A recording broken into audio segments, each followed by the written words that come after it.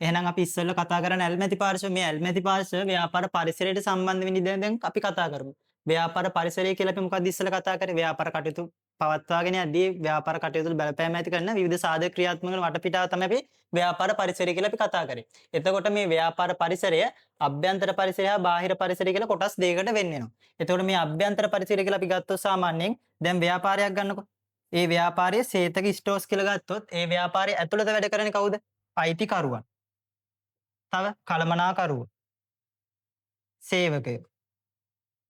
ඒ කට්ටිය තමයි ව්‍යාපාරයක් ඇතුළේ. අභ්‍යන්තර කියලා ගන්නේ මේ සාමාන්‍යයෙන් ව්‍යාපාරයක් ඇතුළත වැඩ කරන කට්ටිය තමයි අභ්‍යන්තර පරිසරයට අයත් වෙන්නේ. ඊට පස්සේ අපි බාහිර පරිසරය ගත්තොත් ව්‍යාපාරේ. බාහිර කියන්නේ ව්‍යාපාරයෙන් එළියේ ඉන්න කට්ටිය.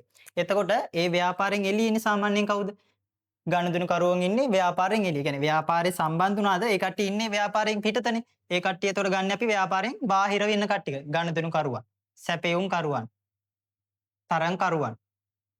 ඊට පස්සේ මූල්‍ය ආයතන. ඊට පස්සේ ව්‍යාපාරයට වැඩිම සම්බන්ධ වෙන රජය. ඒ කට්ටිය තමයි ඊට පස්සේ ගන්නේ ව්‍යාපාරයෙන් බාහිර පැත්තකට ඉන්න කට්ටිය කියලා. එතකොට අපි සාමාන්‍යයෙන් මේ ඇල්මැති පාර්ශව මේ තුනම ගන්නේ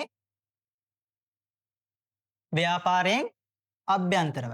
අයිතිකරුවන්, කළමනාකරුවන්, සේවකයන් කියන මේ තුනම ගන්නේ ව්‍යාපාරයේ අභ්‍යන්තර පරිසරයට. ඊට පස්සේ අනිත් ව්‍යාපාරයේ පිටතින් ඉන්න හැමෝම ගන්න අපි බාහිර පරිසරය ලෙස. හරිද? ඊට පස්සේ දැන් ওই ටියුට් එක වලට අපි දීලා ඇති ව්‍යාපාර පරිසරය කියලා. දැන් ඒක ලියන්න ගන්න.